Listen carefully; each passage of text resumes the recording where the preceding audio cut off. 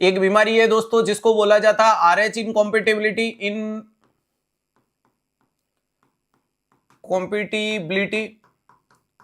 जिसको आगे जाके आप लोग इस बीमारी को नाम दे दोगे इरिथ्रोब्लास्टोसिस फिटेलिस, इरिथ्रोब्लास्टोसिस फिटेलिस, जिसको नाम दे दोगे इरिथ्रोब्लास्टोसिस फिटेलिस या आरएच इनकॉम्पेटिबिलिटी। अगर मैं कंडीशन का नाम देखने की कोशिश करूं कि इस बीमारी में क्या होता है कि मदर का ब्लड आरएच नेगेटिव है,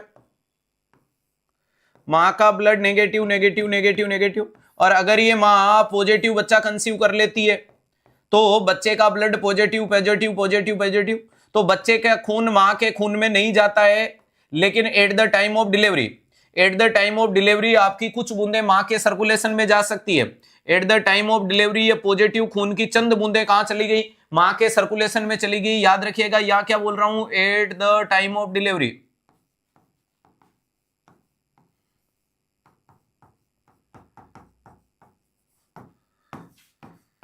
Some fetus blood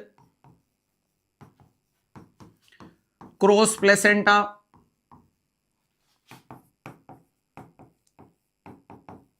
and reach at maternal circulation। और मां के शरीर में जैसे ही पॉजिटिव ब्लड जाएगा, मां तो नेगेटिव वाली थी, और पॉजिटिव ब्लड जाते ही मां उस बच्चे के खिलाफ, पॉजिटिव के खिलाफ क्या रिएक्शन करने की कोशिश करेगी। आंकड़ा अटकना नहीं चाहिए। जमीन पे बैठ के क्या आसमान को देखता है, परों को खोल जमाना उड़ान देखता है, और वाकई में जमाना उड़ान देखेगा। मेहनत करोगे, संघर्ष करोगे तो जीत जाओगे, और घबरा के बिखर जाओगे तो बिखर ही जाओगे। यहां याद रखिएगा जैसे ही जाएगा मां क्या करेगी, डेवलप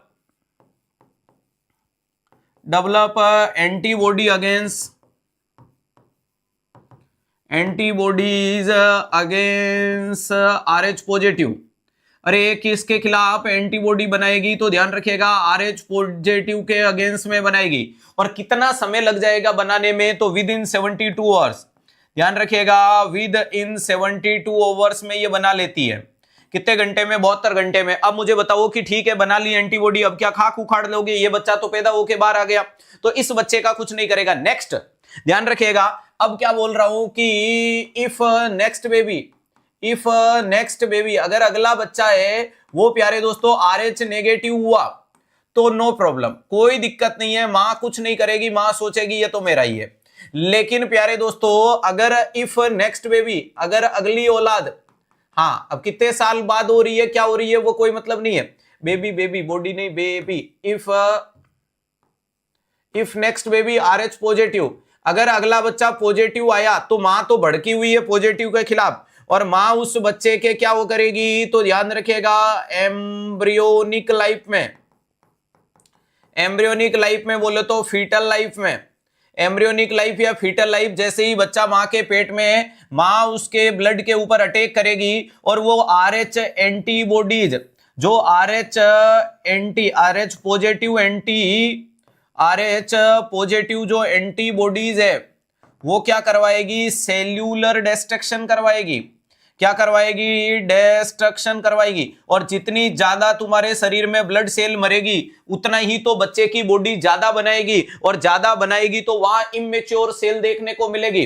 अरे वहां क्या देखने को मिलेगी, वहां इमेच्योर प्रोडक्शन ऑफ सेल होता है, वहां इमेच्योर क्या होता है, इमेच्योर प्रोडक्शन ऑफ सेल देखने को मिलता है, इमेच्योर प्रोडक्शन देखने को मिलता है। इसी कंडीशन को बोलते हैं इरिथ्रोब्लास्टोसिस।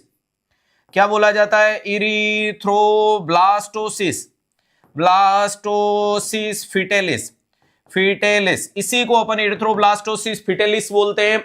इरिथ्रोब्लास्टोसिस का मतलब इमेच्योर प्रोडक्शन ऑफ आरबीसी, और कहां हो रही है, फिटेलिस में। तो क्या प्यारे दोस्तों अगर अपन ने यहीं पे मां को इलाज दे दें, यहीं पे माफी मांग ले, यहीं पे पैर पकड़ ले कि मां तू तो मां है, अरे तूने तो हमें जन्म दिया है, मुझे माफ कर, मैं बोला हूं, नादान हूं, अबला हूं, ये हूं वो हूं, अरे मासूमियत की पराकाष्ठा लेके बैठोगे तो मामला चल सकता है। जी हां, यहीं पे रोगाम दिया जाता है, इसीलिए आपको पूछा जाता है, नाम आता है रोगाम बोलो, या इसी को एंटी डी बोला जाता है, एंटी डी बोलते हैं, या इसी को गामा ग्लोबुलिन बोलते हैं। क्या बोलते हैं, गामा ग्लोबुलिन।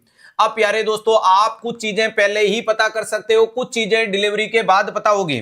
अब देखो आप रिस्क पहले पता कर सकते हो माँ बाप के खून के आधार पे कि बच्चा पॉजिटिव होगा या नेगेटिव होगा। ठीक है सर, अगर आप में पहले रिस्क है तो आप 28 वीक पे रोगाम दे सकते हो। ठीक है, 28 पे नहीं तो आप 36 वीक से रोगाम दे सकते हो, कोई दिक्कत नहीं है। और नहीं दो तो ध्यान रखिएगा 8 डिलीवरी। अरे डिलीवरी के टाइम आपको याद रखना है कि रोगाम कब देना है, विद इन 72 आवर्स देना है। 72 घंटे में तो देना ही देना है, ध्यान रखिएगा 72 घंटे में तो आपको रोगाम देना ही देना है। ये विशेष प्रकार की चीज याद रख लेना। अगर आपने 72 घंटे में रोगाम नहीं दिया तो अगली संतान में मामला गड़बड़ हो सकता है। रोगाम अबॉर्शन वाली कंडीशन में भी देना पड़ेगा। जी हां, डिलीवरी वाली कंडीशन में आपको कितना देना है तो याद रखिएगा सर हमें 300 माइक्रोग्राम या जिसे आप लोग 1500 इंटरनेशनल यूनिट बोल सकते हो देना है, आईएम देना है। लेकिन अगर आपसे पूछ ले कि अबॉर्शन हुआ, तो अबॉर्शन में कितना दें तो आपका जवाब आता है 50 से 100 माइक्रोग्राम देना है। अब 50 से 100 का मतलब 50 या 100, तो सुन मेरे भाई, अगर तुमसे ये पूछे कि अबॉर्शन हुआ है लेस देन 12 वीक्स, ध्यान रखिएगा तो आप लोग जवाब दे देना 50। लेकिन अबॉर्शन आपको कब हुआ, अरे मोर देन 12 वीक्स अगर देखने को मिला तो आप लोगों को 100 माइक्रोग्राम देने की आवश्यकता है, ये भी विशेष ध्यान दीजिएगा। अब अबॉर्शन का मतलब होता है termination of pregnancy before viability. Abortion का मतलब तो 22 वीक से पहले ही होगा। हाँ, 22 वीक से पहले ही अबॉर्शन होगा, यानी बिफोर वायबिलिटी। तो ये आपको 300 माइक्रोग्राम या 1500 इंटरनेशनल यूनिट बोल दिया। दूसरी साइड में अबॉर्शन में अपन ने 50 से 100 माइक्रोग्राम बोल दिया। लेस देन 12 वीक है तो 50 माइक्रोग्राम दे दो, और अगर मोर देन 12 वीक है तो 100 माइक्रोग्राम आपको देने की आवश्यकता रहेगी। लगे हाथ एक इंपॉर्टेंट चीज ये बता सकता हूं, जैसे कि आपको पता है कि मदर का ब्लड, तो अरे प्यारे दोस्तों मदर का ब्लड तो आप प्रेगनेंसी में ही पता कर लोगे। मदर का ब्लड तो आप कब पता कर लोगे सर, हम प्रेगनेंसी में पता कर लेंगे।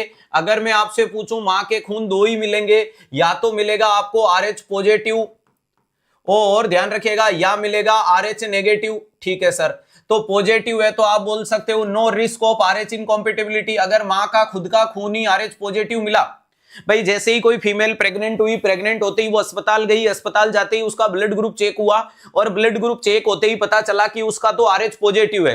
अब पॉजिटिव में चाहिए A positive, B positive, A B positive या ओ पॉजिटिव, कुछ भी हो लेकिन पॉजिटिव है, तो आपने बोल दिया भाभी जी आप में वो समस्या कभी नहीं हो सकती।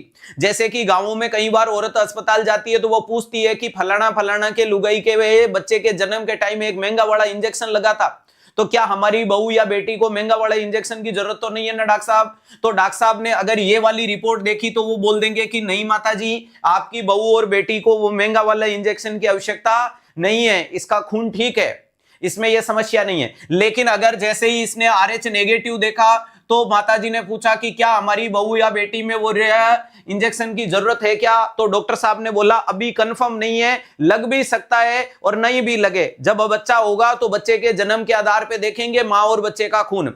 यानी यहां पर रिस्क देखने को मिल गई, तो यहां वाली मां को हम हमेशा सस्पेक्टेड लेके चलेंगे, लेकिन थोड़ा अंदाज और डीप में लगा सकते हैं पिताजी का खून चेक करके। मां का खून हमारे पास में आ ही गया। अब आपको पता है पॉजिटिव और नेगेटिव को बताने के लिए अगर मैं बोलूं आरएच पॉजिटिव का इनहेरिटेंट पैटर्न को चेक करने के लिए आपको देखना होता है डीएनडी, और आरएच नेगेटिव में कोई एंटीजन नहीं होता है और कोई नहीं होता है तो उसको डबल स्मॉल डी से चेक किया जाता है। ध्यान रखिएगा, अगर मैं पूछूं कि आरएच फैक्टर का मतलब क्या है, आरबीसी की सरफेस पे पाया जाने वाला एंटीजन डी आपका आरएच पॉजिटिव है, या मैं बोल सकता हूं कि वो आरबीसी जिसकी आरबीसी की सरफेस पे डी एंटीजन होता है वो ब्लड पॉजिटिव कहलाता है, या वो आरबीसी जिसकी सरफेस पे कुछ नहीं होता वो ब्लड नेगेटिव कहलाता है। क्या ये मेरी बात सही है? हाँ, अब इस डी के साथ में अल्फा है तो ए पॉजिटिव, बीटा है तो बी पॉजिटिव, दोनों है तो दोनों पॉजिटिव और कुछ नहीं है तो ओ पॉजिटिव। क्या ये बात क्लियर है?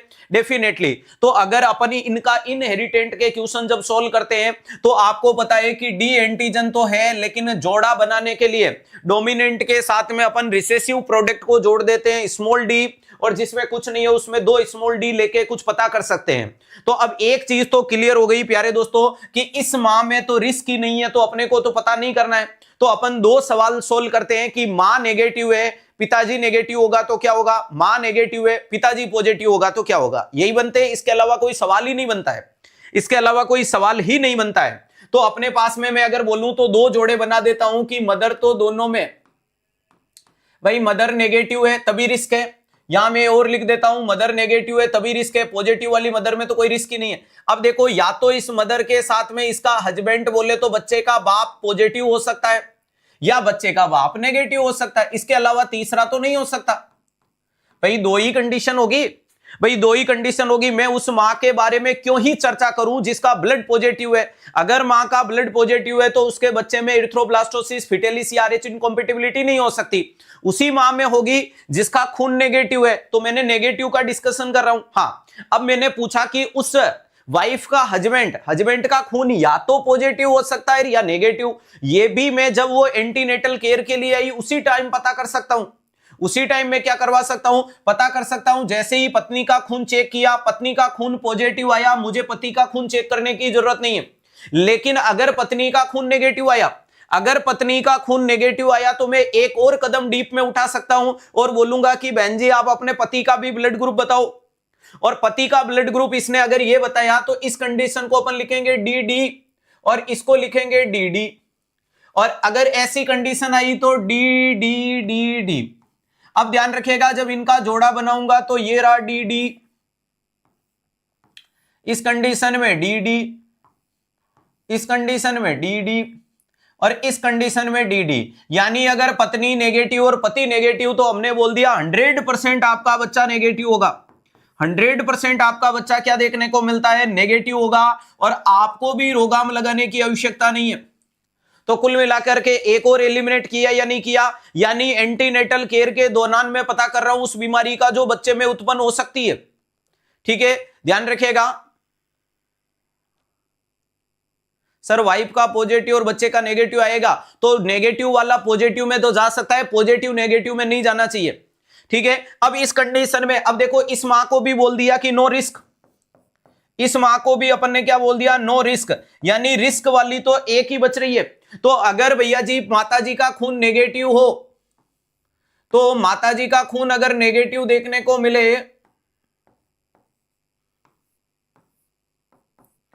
और उसके पिताजी का खून पॉजिटिव हो, तो इसमें अपन कह सकते हैं 50% चांसेज है कि उनका बच्चा पॉजिटिव होगा, 50% चांसेज है कि उनका बच्चा नेगेटिव होगा। यानी यहां अपन कह सकते हैं रिस्क है, यहां अपन कह सकते हैं रिस्क है। तो कुल मिलाकर के RH इनकॉम्पेटिबिलिटी वाला, RH इनकॉम्पेटिबिलिटी वाली फीमेल में अस्पताल पहुंचते ही किसमें रिस्क है या किसमें नहीं है, तो सबसे पहले तो सर मैं उसका ब्लड ग्रुप चेक करवाऊंगा, सबसे पहले तो मैं उसका ब्लड ग्रुप चेक करवाऊंगा, और अगर मां का ब्लड ग्रुप पॉजिटिव आ गया तो नो रिस्क, अगर मां का ब्लड नेगेटिव आया तो मैं बोलूंगा रिस्क है। अब कितनी रिस्क है, तो इसके बाद मैं इसके पति का खून पूछूंगा, और पति का खून भी नेगेटिव और पत्नी का भी नेगेटिव, तो मैं फिर बोल दूंगा मौज करो। लेकिन पत्नी का नेगेटिव और पति का पॉजिटिव होगा तो इनमें 50% रिस्क है। यानी इनमें अब इंतजार किसका करेंगे कि भाई इनमें बच्चा नेगेटिव भी हो सकता है, अगर नेगेटिव हो गया तो रोगाम नहीं लगाना, और अगर बच्चा पॉजिटिव हो गया तो फिर रोगाम लगाना। ये चीज कब कंफर्म होगी, जैसे ही बच्चा पैदा होगा तो इस मां वाले के अंदर अपन लेबर रूम में अलर्ट जारी करके रखेंगे, सिजेरियन में अलर्ट जारी करके रखेंगे कि at the time of delivery होते ही बच्चे का ब्लड ग्रुप चेक करो, डिलीवरी होते ही बच्चे का ब्लड ग्रुप चेक करो। और अगर यहां पर ये ब्लड आ गया तो मैं फिर लिख दूंगा नो रिस्क, और ये ब्लड आ गया तो मुझे यहां रोगाम लगाना पड़ेगा। यहां मैं सीधा लिख दूंगा नो नीड टू रोगाम, और यहां नीड रहेगी रोगाम की। ये चीज कब देखने को मिलेगी, at the time of birth. इससे ज्यादा क्रिस्टली क्लियर किसी पॉइंट को नहीं किया जा सकता। और आपको पता है कि नेगेटिव पॉजिटिव में जा सकता है लेकिन पॉजिटिव नेगेटिव में नहीं आना चाहिए, इसीलिए ये पैटर्न फॉलो करने की कोशिश करते हैं। क्लियर है, बोलो सांवरिया सेठ की जय।